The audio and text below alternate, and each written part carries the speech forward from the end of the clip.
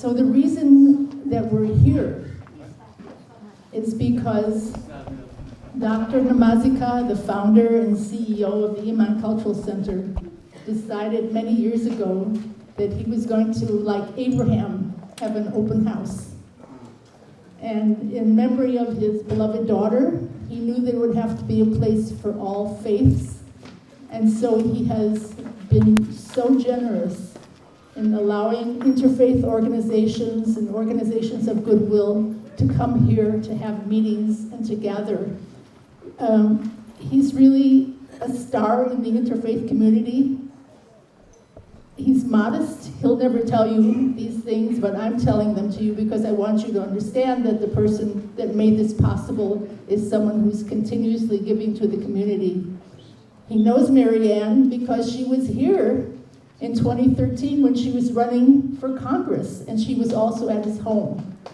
And so please let me welcome Dr. Namazikhah to speak to you give you a few words, and then I will be happy to introduce you to someone who doesn't need to be introduced. Okay, Dr. Namazikhah.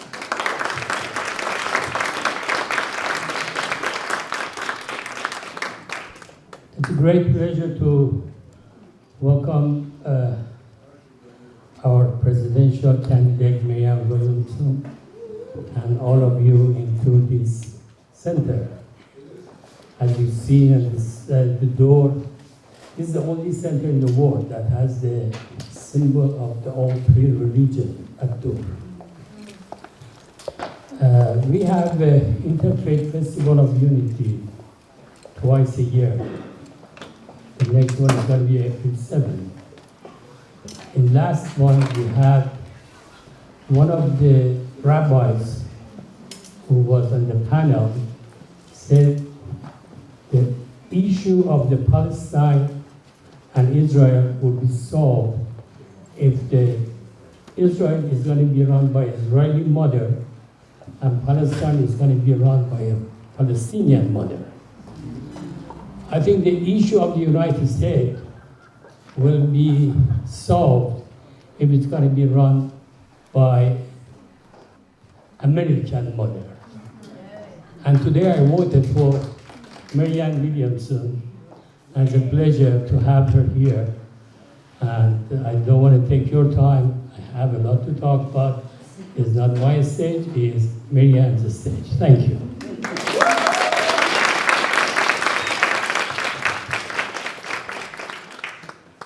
So very quickly before I introduce Marianne, I want to say that in 2010, she created a weekend event called Sister Giant, right?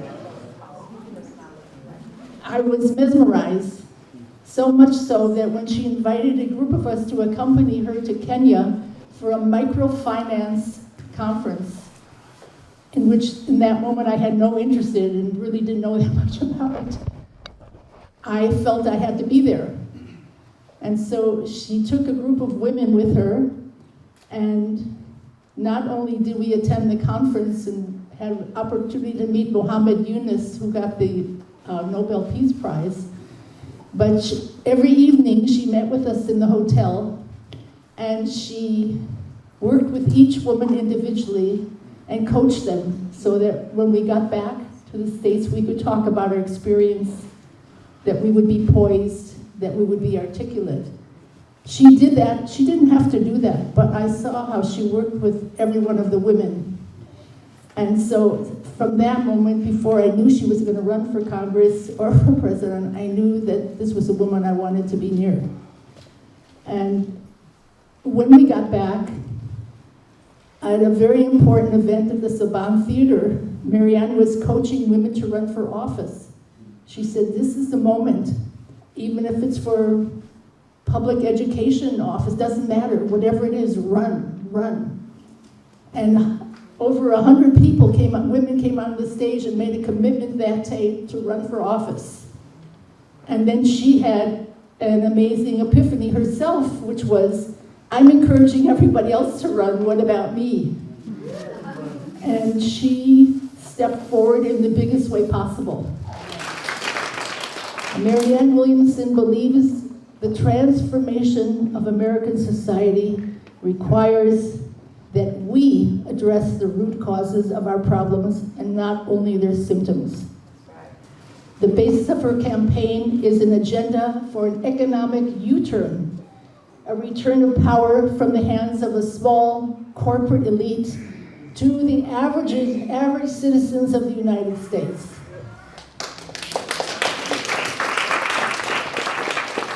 If elected, Marianne Williamson will be the first female, the first mother, and the first grandmother to be President of the United States.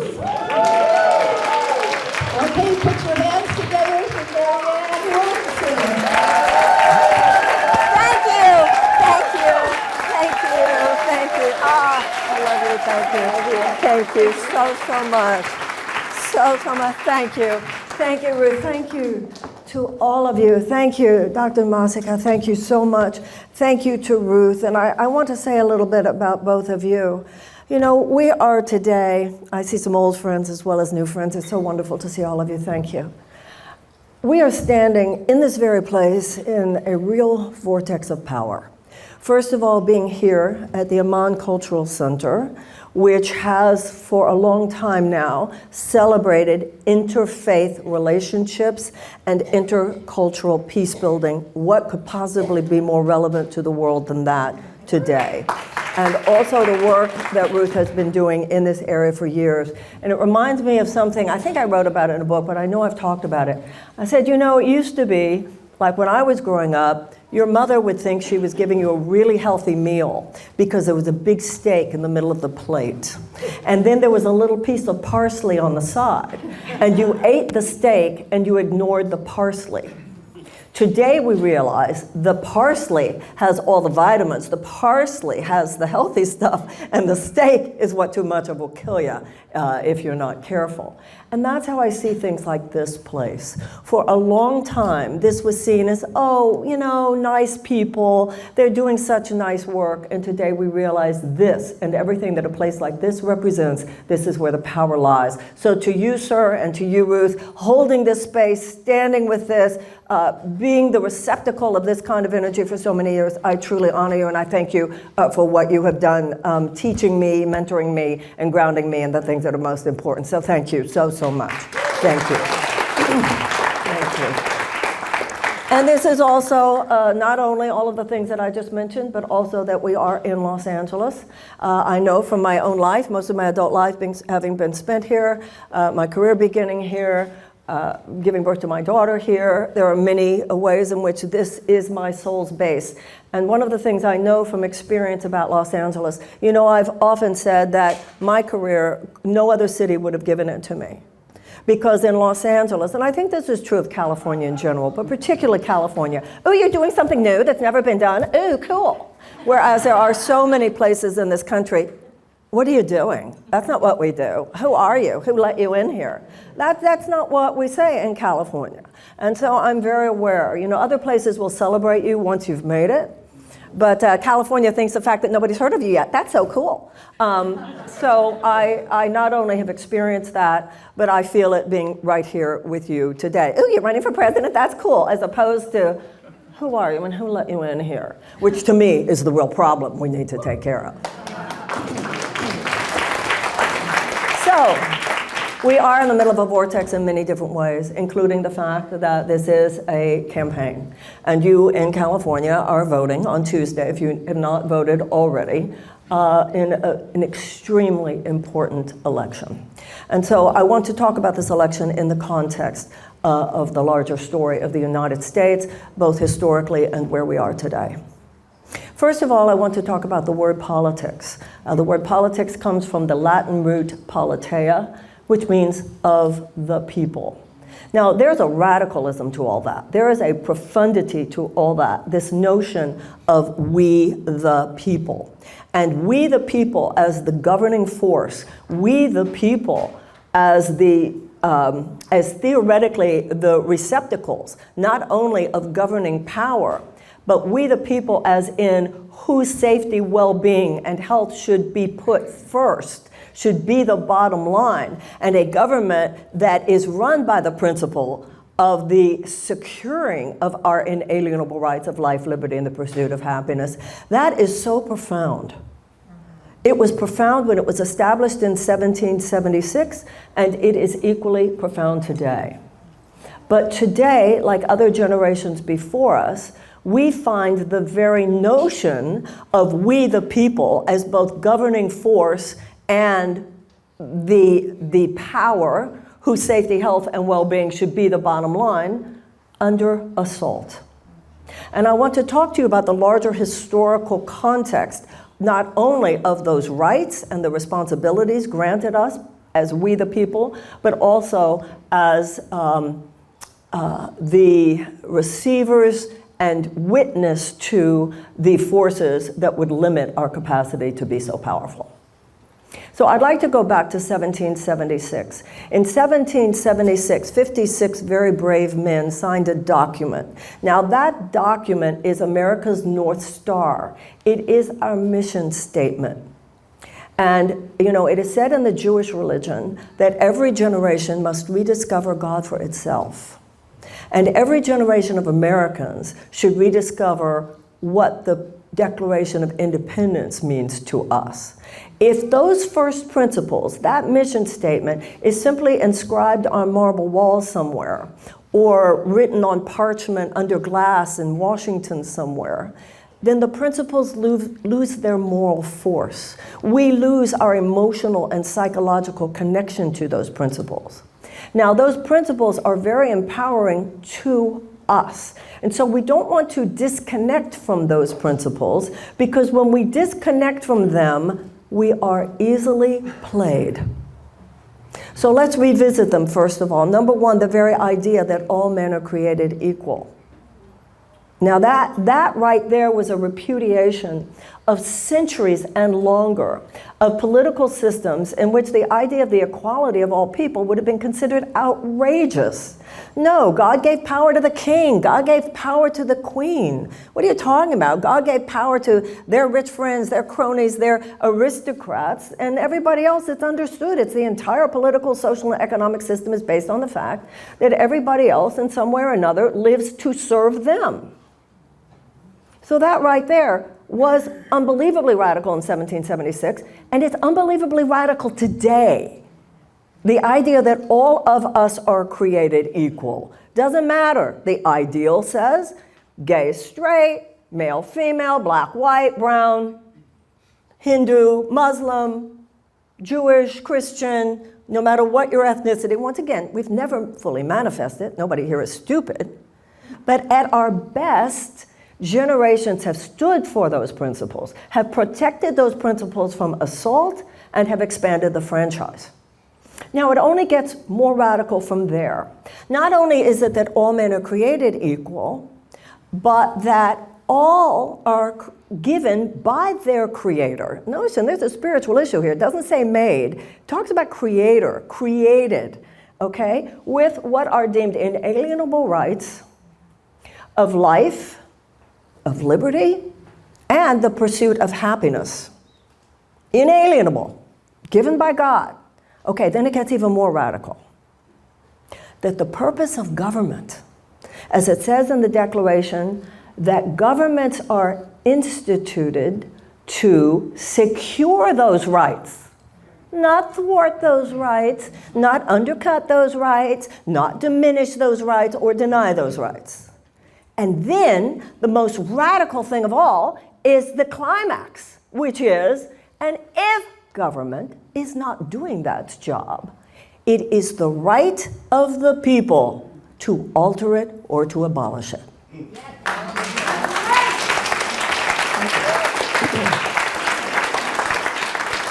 Now, let's stay together on what happened in 1776. It was 56 very brave men who signed that document. And I say that they were brave because if the British had won the war, they would have all been hanged. Because by signing that document, they were committing treason against the King of England. So by signing that document, they were opening up a space of possibility in the world, and the world would never be the same. They were opening up an enlightened possibility, which was not only a political step forward for the entire species, but also a moral and spiritual step forward. That's where it starts, a great burst of light. But it's also, once again, we're not stupid, it's also where things got very gnarly, because 41 of the 56 signers were themselves slave owners. Now, this is our story. We're both and. We've always been both and. It's in our national DNA that we are both and. There is an odd bipolarity and dichotomy to the American mind. And so what started then has been reiterated every generation since. That there are two categories of people in this country. And one category, evidenced in every generation, is people who get, this is big.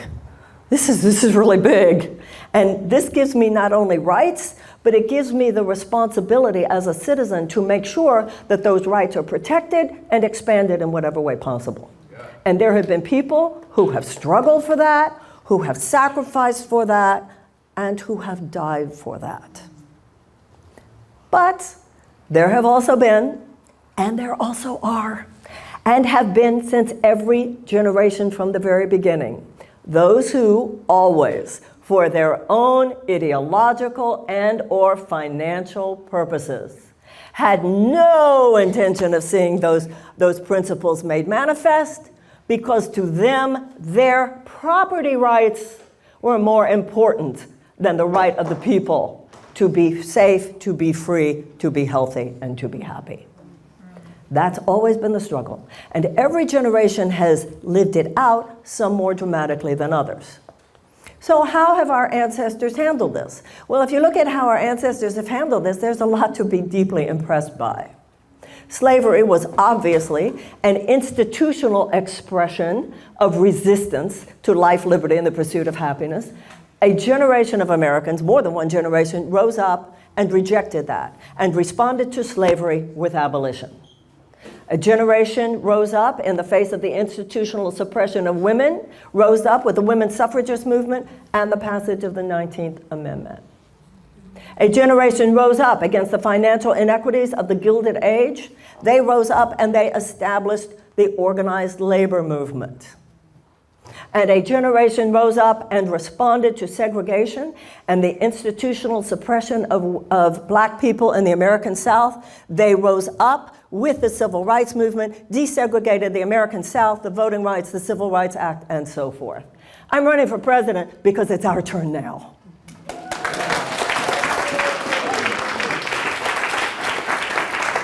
What we are confronted with, however, is not a specific institutional reality. You could look at those institutional realities as kind of like operable tumors that needed to be excised, slavery, and so forth. What we're dealing with today is more like a cancer that has metastasized. Today, for us, it's not one particular institutional reality that needs to be removed. It's an economic paradigm that has ruined everything. It is an economic idea that now holds the entire society in its grip and which unfortunately has overtaken the US government.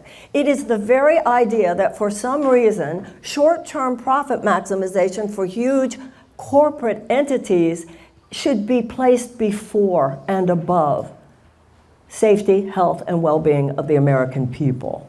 It is a paradigm. It is a very notion of what should be more important, that instead of an economic system serving the people, the idea has become that the people somehow should serve the economic system. It is the very idea that democracy should no longer be our governing principle, but that the short-term profits should be our governing principle, thereby creating an oligarchy in which only those who have made and are making a lot of money from those corporate powers should have the right not only to safety, health, and well-being, but they should also have the right to decide how our lives are lived. A group that actually enables a system in which the tentacles of the unfettered, soulless vulture capitalism that is produced by this economic system now reach into every corner of our lives. to the point where we don't have universal health care like every other advanced democracy. Why? Because of the institutionalized greed of insurance companies. We have 1.3 million people rationing their insulin and 18 million Americans who cannot afford the prescription drugs that their doctors prescribe for them. Why? Because of the institutionalized greed of big pharmaceutical companies. We have carcinogens in our food that would not be allowed in other countries that we feed our children. Why? Because of the institutionalized greed of big food companies who have found certain elements that will increase the shelf life, thereby increasing stockholder value, but which are not even allowed into the food in Canada or other advanced democracies. Why? Because we know they're carcinogenic elements. We have pesticides. We have chemicals in our pesticides that we absolutely know harm a developing child's brain for no other reason than the institutionalized greed of big chemical companies. We have guns flooding. We have guns flooding our streets because of the institutionalized greed of gun manufacturers. We have the farming sector and the food and the way the earth and the monocropping and the desecration of our earth because of the institutionalized greed of big agricultural companies. We have presidents, whether they're Democrat or Republican, falling in line with big oil. And we are ramping up rather than ramping down fossil fuel extraction only because of the institutionalized greed of big oil. And we have wars that have been fought and are, in too many cases, obvious to everyone now. Expressions not of righteous foreign policy, but simply the bottom line profit maximization goals of defense contractors. And they not only own every single corner of American society that I've mentioned, they own Washington. Because ever since the Citizens United decision particularly, those corporate powers have unlimited authority, unlimited permission to influence our political system. And trust me, I'm in the belly of that beast. Oh, they do. And those political powers too often, instead of actually protecting we the people, because remember, that's why that government was instituted. It was instituted to secure our rights, and too often the forces which control that system, i.e. political parties and so forth, instead of protecting our rights, actually enable the very forces that are diminishing our rights. And that is our new status quo, and that status quo will not disrupt itself. And if we want to know what we should do about that, we might read the Declaration of Independence and know that that system will not disrupt itself. That's our job. That's why I'm here.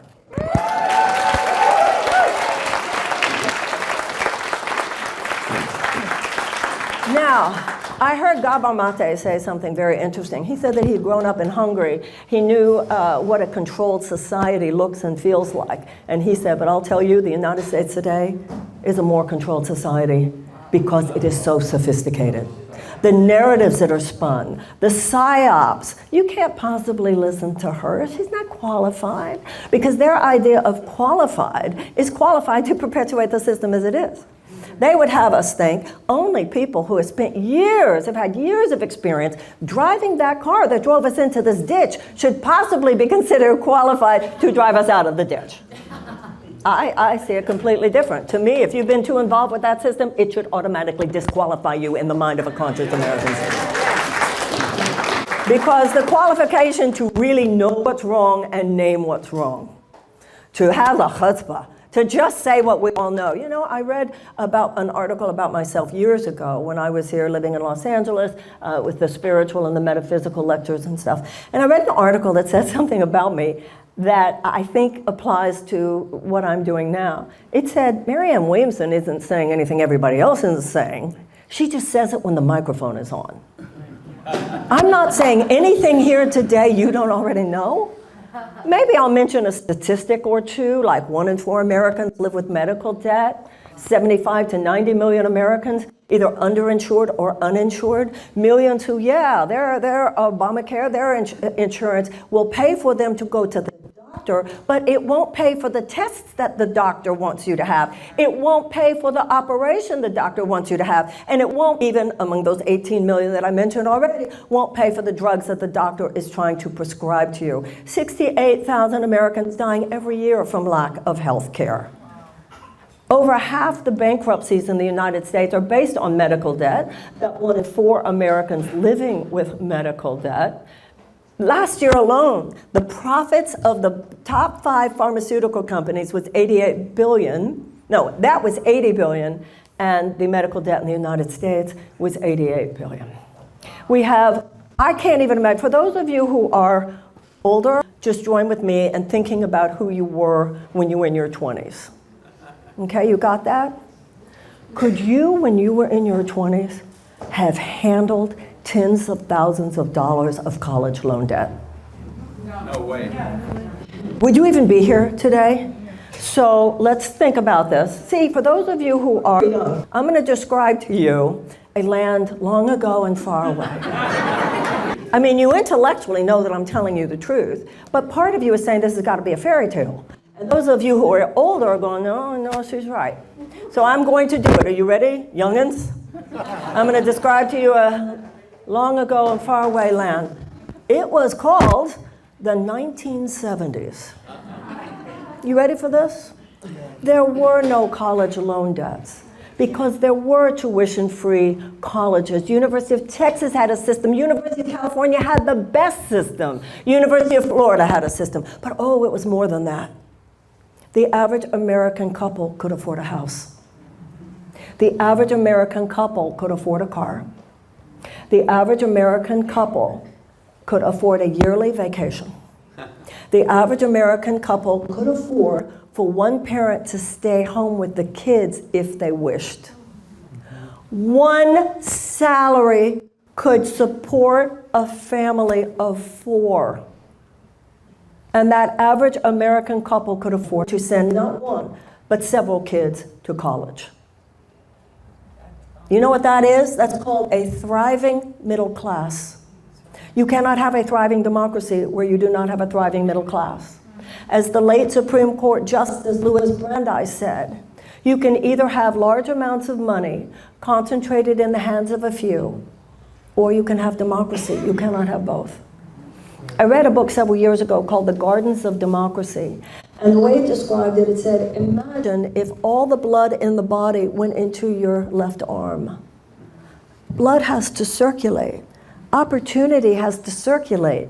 Wealth creation opportunity has to circulate. You can't have a thriving middle class. You can't have a thriving democracy unless it does. But for the last 50 years, there's been a systematic destruction of America's middle class. There has been a massive transfer of wealth from the bottom 90% of Americans to the top 1%. Now, some of us are old enough to remember the ruse. It was called trickle-down economics, see? It was a great idea, see? And this was what we were told. We were told that if you do everything you can to remove your financial resources into the hands of the stockholder class, and that would include the CEOs, because before the 1980s, the CEO could not even be paid with stock options, because once you did that, there's an inherent conflict between serving your workers and serving your own financial good. But until that point, none of that was allowed. But once it was the 1980s and trickle-down economics was presented to people, people were told, no, this will be good. This will be really good, see? Be really good, because what's going to happen is these few are going to become really rich. And you know what they're going to do? They're going to create jobs. They're going to be the job creators. And then all that money is going to trickle down, and it's going to lift all boats. It was called trickle-down economics. So it's not an institution, it's an idea. And people elected the people who are promulgating that idea. It started with the Koch brothers, who had read an economist named James Buchanan, who actually said that the only way to protect the primacy of property rights is to put democracy in chains. Okay, so this is the problem. It's now been 40, 50 years. Clearly, it didn't lift all boats. It kicked millions of people off the boats they were already on, and it left millions of people, many millions of people, without even a life vest. Why? Because those people's business model was not job creation, it's job elimination. Do you remember a movie that came out? It had George Clooney, and it also had Anna Kendrick in it. Does anybody remember that movie? His job was to fire all these people. Remember Up in the Air? Is that what it was called? Yeah. That was a brilliant movie. And those scenes where he's having to fire people, and the great acting of people. You saw the devastation. Please don't. I pay my kids. Please don't. Remember? I mean, I feed my kids. Imagine that movie millions and millions and millions of times over. That's what happened in this country.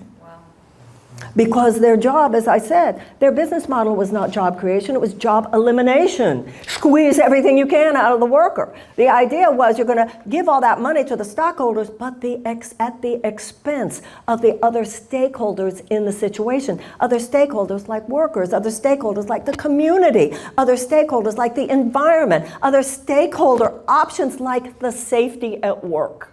So what you do is you slash taxes for the very, very rich, you eliminate as many jobs as you can, you demonize unions, you start giving multi-billion-dollar subsidies to those corporate interests, then ultimately, boy, they really had it down, everything that they had been planned for by decades, with making sure you have a Supreme Court that will pass Citizens United, which was all planned for decades. Leaving the American people where we are now. And where we are now is 6 inches from the cliff. We have, listen to this one. And you know, it's like we know this, but when you see it in statistical form, it's like 39% of the American people, 39% of the American people now report that they regularly skip meals in order to pay their rent. Doesn't that put a big, what's going on here? Given the fact that we're like among the richest nations in the world, we have half of all bankruptcies, more than half on those medical debts that we spoke about before. When you have 70% of Americans who say they live with chronic economic stress. You have the majority of Americans living paycheck to paycheck. You have the majority of Americans unable to absorb a $500 unexpected expenditure. And then the people whose policies cause all this have the audacity to wonder where this mental health crisis came from. You know, a senator once said to me when I was working in Michigan, Ms. Williamson, do you have any ideas of maybe something we should do about the mental health crisis? And I remember looking at her in the eyes and saying, yeah, why don't you stop driving everybody crazy? You know, when I lived here, and I think, Ruth, you were mentioning Project Angel Food, very involved in the AIDS crisis. And out of that involvement, I became someone with a very blessed and really privileged career, working with people in some of their darkest hours. And some of their darkest hours were things like the test results came back, they're not good. Your child is addicted to heroin or something like that. Someone you love just died. The kinds of things that happen in people's lives and are crises in our lives. But when my career began, and this was true not only of the people that I met, but it was true of this country. A crisis was the exception and not the rule. What I began to see around the year 2000, late 1990s and early 2000s, like I would meet more and more people whose lives were such that the crisis was the rule and not the exception. And now we live in a country where the crisis is the rule and not the exception. It's always something. It's an environmental crisis, it's an economic crisis, it's a vote crisis of our democracy. It's always something. We live in permanent crisis. That's because the system as it now exists ensures it. And so the people I began to meet around 2000, it wasn't just one crisis that was going to pass. It was a crisis that they didn't have health care. They couldn't afford their insulin. It was, somebody was telling me today, on a podcast I did, a man in Houston was talking about someone who had to decide between their blood pressure medicine or their child's antibiotics. What American parent anybody should have to face that choice? Is it my blood pressure medicine or my child's antibiotics? But this is like common now. So I met people for whom the crisis situation was the rule and not the exception, the crisis of having to work more than one job. When you have an American couple and both of them have to work 2 or 3 jobs, I bet they're really going to be into each other at 11:30 that night, right? They're going to be exhausted. You think they're going to have any energy for each other? You think they're going to have any energy for their children? You think they're going to have any energy for their community? People's lives are falling apart. People's lives are falling apart. Okay, so that's the bad news. And we could all add a lot more to that. What are we going to do about it? That's the only question right now. Cynicism is just an excuse for not helping. And believe me, once again, given that I'm speaking from the belly of the beast, I understand anybody who says, well, what are we going to do? The system is all locked up. Well, you know what I say to that? Well, then let's unlock it. Because, if you had said to the abolitionists, the abolitionists, given the incredible financial power, the force, the might that was behind the institution of slavery, no abolitionist would have had a reason to think that they could abolish it. No woman suffragette could have thought she had a reason to think that centuries of the institutional suppression of women was going to just be overthrown and you're going to get women the right to vote. The early labor organizers didn't have a reason to think that they could succeed. And the civil rights movement, those workers didn't think that they had a quote unquote reason to succeed. But remember the quote from Muhammad Ali, if the mission is right, the odds don't matter. If the mission is right, the odds don't matter. Not only that, but it's important to realize, speaking here, once again, do you know that all the great social justice movements in the history of the United States actually were grounded in religious and spiritual circles? Among white people in the abolitionist movement, that came from the early evangelical churches in New Hampshire. And many of the women were religious Quakers. That's where they got the whole notion, that light within us, which makes us equal before God, they believed. Therefore, why would men be able to vote and not women? And let's not forget that Dr. King was a Baptist preacher. This idea that spirituality has nothing to do with any of this. Spirituality and spiritual grounding has everything to do with owning within ourselves the possibility of a world as yet unseen. And that's our job. Our job is to know we can't see it yet, but it's our job to bring it into manifestation. And a lot of us have seen how this works in our own individual lives. The same principles by which you transform your individual life are the principles by which we together can transform the world. We're going to ask ourselves, are you who you say you are? Do you actually stand on the principles you say you believe in? What do you have to clean up? You're not going to have the future you want if you're not willing to clean up the past. Where are you and where are you not the person that you know you were created to be? And many of us have found that when we at least try to live from that place, placing ethics and forgiveness and love and compassion and values first, we have much more of a chance of a life that works. And we have to apply those same principles now to our country. And if we do that, we're going to have to realize that we have to do a lot more than tweak things here and tweak things there. Slavery wasn't just a little wrong. The oppression of women wasn't just like a little wrong. And segregation wasn't just a little wrong. And we can fix it with a little here and a little there. No, sometimes in life, and in the life of a nation, something is fundamentally off. And in that generation, people need to rise up in a whole different way. And when we look at our past, we need to do more than identify the problems, such as those I just mentioned. We need to identify with the problem solvers.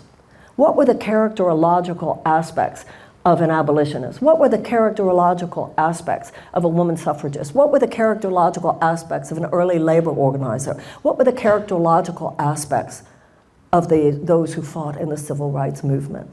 I had the honor, Rosa Parks used to come sometimes to the Spiritual Center where I was a non-denominational minister in Detroit. And when I asked her, I'm told that Marianne, you're not unique in this is what she said to everybody, but it still impacted me. I'm sure that I was the millionth person who asked her this question, and she probably gave me the same answer that she gave everyone else, but it still was profound.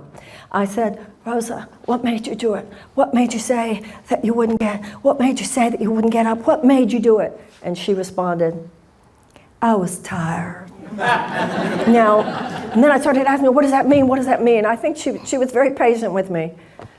She wasn't just tired, meaning I'm too tired to get up from my seat. She was tired of the whole damn thing. She'd grown, as they say in AA, sick and tired of being sick and tired. And that's where we have to get to. And I'll tell you what else we need to do. We need to get over ourselves. And we need to stop it. We need to stop it with, I'm too limited, I'm too wounded, I'm too victimized, I'm too traumatized. You think the people who walked across the bridge at Selma weren't traumatized? You think those women who, only for the crime, this was their crime, they marched for suffrage. They marched for the women to have the right to vote, and for that they were thrown into prison. And the conditions in the prison were so horrifying that they went on a hunger strike. And the response of the prison officials was to send men, which think what that would have meant to women in prison, but particularly at that time, men come into their prison cell and force on them these metal contractions on their necks and force feed them. Don't you think they had a little anxiety, girls? I mean, toughen up, buttercups. That's what someone said to me when I was thinking about whether or not to run. I was foreseeing, although I could never have imagined it would be quite as tough as it was, how they'll treat me. And he texted me, toughen up, buttercup. And it was like a brick to my forehead. The era of data collection is over. We know everything we need to know. I didn't tell you anything here today you don't already know. We don't need more analysis. We need to have the courage. We need to have the bravery. We need to summon from deep within ourselves whatever we think in all of our lives it will take for us to be someone who feel this will not go down on my watch. That was the difference between someone who was anti-slavery and someone who was an abolitionist. Someone who was anti-slavery said, I would never participate. And I think people who do are just terrible. There was that person. The abolitionist was someone who had reached that point. Not on my watch. Not on my watch. You know, I read a book about Abraham Lincoln last year that was really interesting. And in reading that book, I saw the 3 stages of social change in ways that I had never really thought about before. First, there comes the provocateur. And the provocateur is someone who's rattling the cages saying, this has got to change, this has got to change, this has got to change, like the John Browns of the world. And that person, at that first phase, is considered an outrageous radical by the status quo of their times. And often, such as with someone like John Brown, is punished savagely. Okay, that's the first phase. But that provocateur is necessary to open the space for the activists to rush in. And the activists rush in and fertilize the field. Now, the provocateur had to come first. Then, in a way, you know what, you could see Bernie Sanders is the provocateur on Medicare for all, right? So he's the one who opens the space, and then the activists run in, right? And then in the third phase is the politician. Now, it's interesting because Abraham Lincoln was not an early abolitionist. You know, and he went quite a ways, you know, trying to make a compromise. He went as far as he felt he could go before, you know, we just, no, can't go any further. And so his part was very important as well, because it took Lincoln to drive it home and make it happen. Like you think in terms of in a way, Martin Luther King was all 3. He was the provocateur, he was the activist, and he was the one partnering with Johnson in driving it home. But I thought something was very interesting that I read about in this book. And that was that, you know, one of the things that you read about in a lot of books like that, you know, we've all heard the song Amazing Grace, right? Well, the Amazing Grace experience applied to a lot of people at that time. The man who wrote that, it had to do with his being slave ships, correct? But there were a lot of people, and the 2 experiences that you read about the most that turned people into this, like, this spontaneous abolitionist were people who passed a slave trade, passed a slave auction. You would read a lot of people, like until they saw it, they couldn't, but once they saw it, right? And the other one were people who maybe had visited the South, saw people in chains and things after which, once you see it, you can't unsee it. You know, the things that cause transformation in people. There's a wonderful book called The Invention of Wings.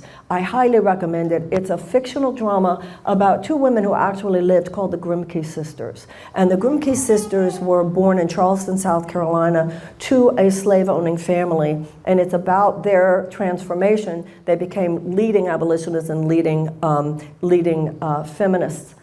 But one of the issues is that if you were living in the South and your eyes were open to the immorality of slavery, you were out. Your family, you're out. You're out of town. Nobody's going to talk to you again. The family's not going to talk to you anymore. Nobody in the town is going to talk to you anymore, et cetera. So once again, we're not the first generation, hardly. I mean, if you think of what people at that time were going through, and that's not even to mention the Civil War. But the line from Lincoln that I thought was so interesting was that he is reported to have said to a friend when he was a young man, they passed a slave auction, and he said to his friend, if I ever have a chance to hit it, I'm going to hit it hard. So isn't that interesting? He wasn't an activist, he bided his time and he found his place. And now I think generationally, it's our place. We are now at a time where it's not an institutional horror such as slavery, but what do you call the fact that we have the highest chronic illness rate of any other advanced democracy? And you look at the fact that 46% of our urban wells are filled with PFAS, those forever chemicals. When you look at the carcinogens in our food, when you look at what happens with our military might, when you look at Iraq, when you look at Afghanistan for the last 20 years, when you look at so much of the horror, what's going on, and the fact that the entire America is now demanding a ceasefire now. We must have a ceasefire now, and that is not, certainly in my heart, it is not an anti-Israel statement. It is the fact that the United States cannot support any military activity. We should not support any policy, domestically or internationally, that transgresses our human values. But right now, our human values are not the bottom line. We are not, as Lincoln said, on the battlefield at Gettysburg, in describing the men, because Gettysburg was the battle that determined the fact that, okay, the North is going to win. And so he showed up on the battlefield. And he described the men who had died for the North there. And he said that they had given their last full measure of devotion, that a government of the people and by the people and for the people would not perish from the earth. And I'm talking to you today in order to share what we all already know. A government of the people, by the people, and for the people is perishing now. And it is perishing on our watch. We are a government of the corporations, by the corporations, and for the corporations. There is a corporate matrix of powers, from insurance companies, pharmaceutical companies, all those that we mentioned, gun manufacturers, oil companies, all that we mentioned. And the effect of their financial influence, not only on government, but on every sector of our society, is at this point a system of economic tyranny. It is predicated on the existence of a permanent underclass. And the system as it is will not fix that, because the system as it is such that those that we are supposed to look to for advocacy on our behalf are more often than not advocates for them. And so Abraham Lincoln said that the Declaration of Independence is an eternal rebuke against all forms of tyranny and oppression. That's right. We going to go along? We're going to say, okay, we're going to keep just electing them? No. Or are we going to say, okay, in whatever elegant way we can say, sophisticated way we can say, nonviolent way we can say, peaceful way we can say, even beautiful way we can say, that shit stops now. That's what we need.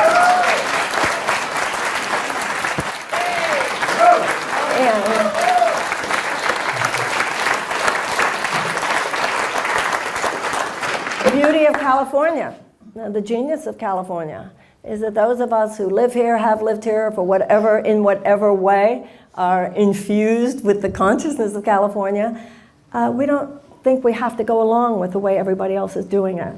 That's what makes California, California. So I hope that if you have not voted yet, I hope that whether you're voting on Tuesday or today or Monday or whatever, I hope you will remember this is a primary. Nobody's spoiling anything. I hope you'll remember that it's all psyops and narrative, concocted narrative. Ooh, we don't vote against an incumbent president. Once again, those of us who are older can tell you, Lyndon Johnson was an incumbent president, and Eugene McCarthy primaried him, and Bobby Kennedy Sr. primaried him. Nobody thought it was weird. We thought it was democracy. Not only that, it was important that those guys primaried him because that led to the end of the Vietnam War. And to those of you who might be so young that you actually, and I say this with real feeling for you, that you don't even have a memory of a time when people took on the system and won. I want to tell you something happened in my life one day when a young man said to me, well, Miss Williams, I mean, let's be honest, you're an ex-hippie. All you guys were about were sex, drugs, and rock and roll. And my response to him was, that was just part of the day. I said, the rest of the day, we stopped the war. What have you done, young man? Let's do it, everybody. Let it not be said that this generation, in the final analysis, wimped out on doing what it takes to put this country back on track when it has so swerved from our moral center. We all talk these days, my rights, my rights, my rights, and we also need to remember my responsibilities, my responsibilities, my responsibilities. And also we have to get out of our silos. At a certain point, our labels are not what matter. Whether you're on the left or you're on the right, or you're black or you're brown or you're white, or whatever your ancestors have been through, whatever. People ask me, who are you talking to? It's not about demographics to me. It's about I'm talking to a place in your heart. I'm talking to the American in all of us. And we all have to purify our hearts. There's as much smug, self-righteous, arrogant put-downs on the left as on the right. All of us have to do our own work here. Martin Luther King said you will have no morally persuasive power with people who can feel your underlying contempt. So I started today by talking about how we have to do as a group what we need to do individually. We need a miracle. We need a fundamental breakthrough. We need a real pattern disruption.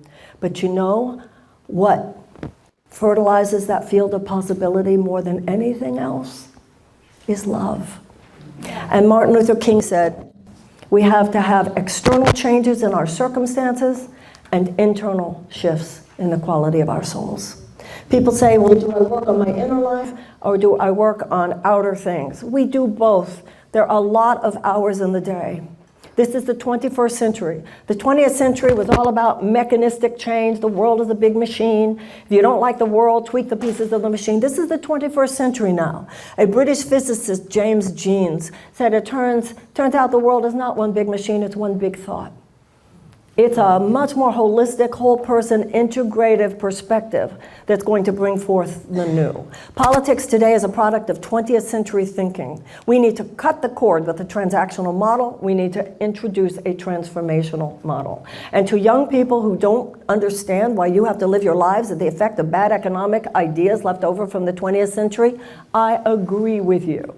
We need to be death doulas to that which needs to fall apart now. We need to be birth doulas to a world that is trying to be born. We need an economic bill of rights with universal health care, tuition-free college and tech school, the complete elimination of the college loan debt using the Higher Education Act. We need subsidized child care. We need paid family leave. We need guaranteed sick pay and guaranteed affordable housing and guaranteed living wage, all of which are considered moderate positions in every other advanced democracy. We need a Department of Peace because we need an army of peace builders, just like we have armies of military personnel. We need to play peace games, not just war games. We need a peace academy, just like we have a military academy. We need to learn to wage peace. We need to have a Department of Children and Youth because we have millions of American children. We have children who are traumatized before preschool. We have elementary school children who are on suicide watch. We have in public schools around this country trauma rooms,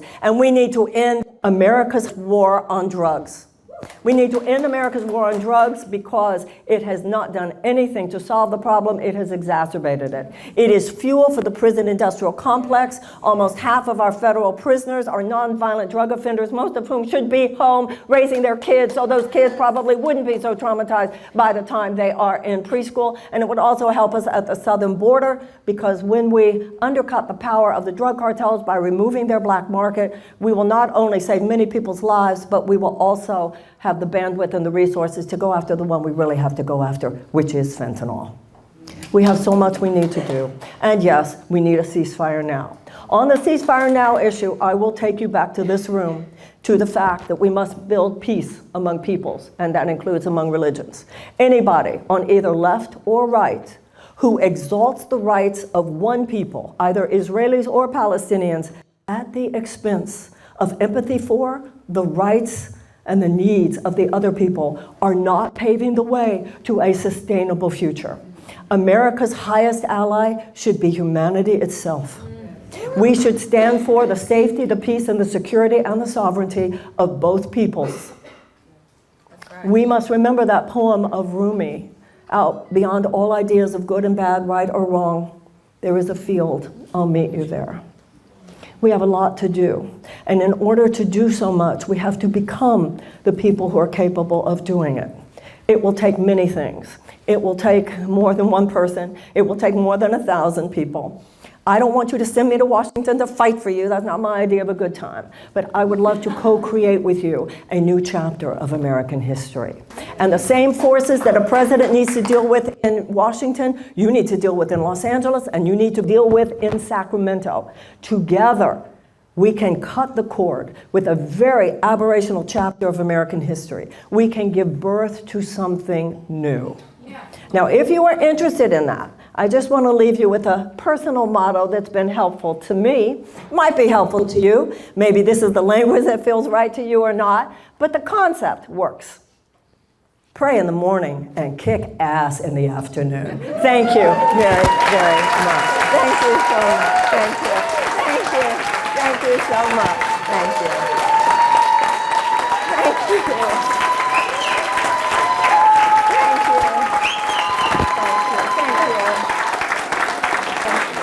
Thank you, thank you, thank you, thank you. Thank you, oh, thank you. You gift me so much, oh, how beautiful. Thank you, thank you, thank you.